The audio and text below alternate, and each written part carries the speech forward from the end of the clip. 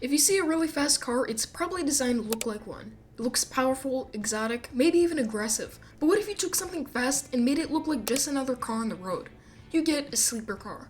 A vehicle that appears unassuming but possesses high performance capabilities under the hood. Take the Chevy SS. On the surface, it looks like a boring Chevy Malibu your uncle would buy because it was on sale. But under the hood, it's packing a 6.2-liter V8 with 415 horsepower, and it'll do 0 to 60 in 4.9 seconds, without even looking like it's trying.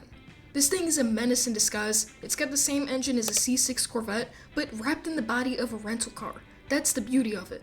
You pull up to a stoplight next to a dude in a BMW who thinks he's hot stuff, and boom, he's already in the rearview mirror before he even realizes it. Because it flies under the radar, you don't get pulled over just for existing like you would in a Hellcat. Cops don't even look twice, because let's be real, nobody expects a Malibu-looking car to be a monster, but once you smoke Mustangs, Chargers, and overpriced German sedans, you'll start seeing their expressions shift from smug to confused real fast. It's the car you drive to pick up groceries and accidentally hit 140 on the way back because you barely touched the gas. Next up is the Kia Stinger GT, a car that never got the respect it deserved. You might have seen one and thought, oh cool, someone rented a Kia instead of a Camry, but that's where you're wrong, because this isn't your average Kia. Most people still associate Kia with cheap commuter cars, so when they dropped a rear-wheel drive liftback with a twin-turbo V6, it caught everyone off guard. It does 0 to 60 in about 4.7 seconds, which puts it in the same territory as the Dodge Charger RT and Cayman. But unlike those, the Stinger was never built for status, luxury, or burnouts. It was built to perform, and it does. It pulls hard, corners with confidence, and puts power down surprisingly well for a car that costs thousands less than its competition. What hurt the Stinger the most wasn't its performance, it was the badge. People didn't want to spend 50 grand on a Kia no matter how good it was. And now that it's been discontinued, it's already on its way to becoming a modern classic among enthusiasts who actually pay attention to what a car could do, not what logo it wears. Next up we have, oh great. Alright, let's talk about the Tesla Model S Plaid. Everyone's hyped about this thing like it's a second coming of the electric car messiah, but let's be real, it's a massive joke wrapped in a fancy touchscreen. Sure, it's fast. Blink and you'll miss it fast. 0 to 60 under 2 seconds. Yeah, okay, cool flex, but guess what? Speed doesn't fix the fact that driving a Plaid feels like you're piloting a spaceship designed by a committee that never actually drove a car before. The steering, weirdly numb. The ride, bouncy and cheap feeling, like it's trying to convince you it's a luxury car, but forgot the luxury part. It's like buying a designer outfit that's made from dollar store fabric. In the interior, bro, it's a giant tablet slapped on a slab of plastic with some seats thrown in. If you want buttons, tough luck. Everything is buried in menus on screen, so if you want to adjust the air vent, better start swiping like you're trying to unlock a phone from 2015. And good luck if you want to fix anything without calling Elon. And oh, the build quality? Tesla's idea of quality control is basically, close enough. Paint issues, panel gaps wider than the Grand Canyon, doors that don't line up. You get the picture. It's like buying an $130,000 car and getting a beta test experience. And now let's talk about the no one knows it's fast part. Yeah, it's lightning quick, but the Model S looks like your dad's old minivan that grew up and got a facelift. It's not flashy, it's not aggressive, it's just there.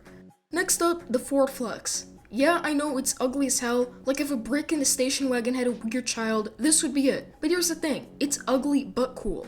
There's just something about that boxy, stretched out shape with the wood panel vibes that's oddly charming.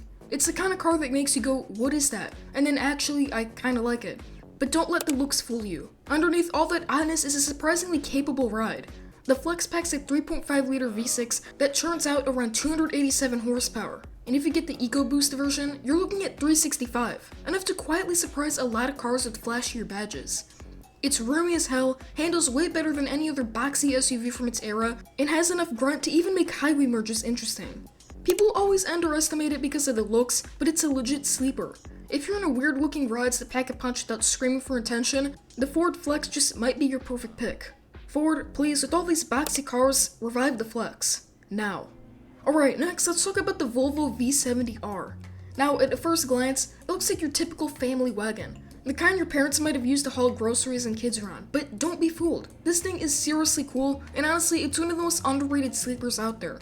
Built like a tank, it's got that legendary Volvo safety, meaning you're not just driving fast, you're driving safe.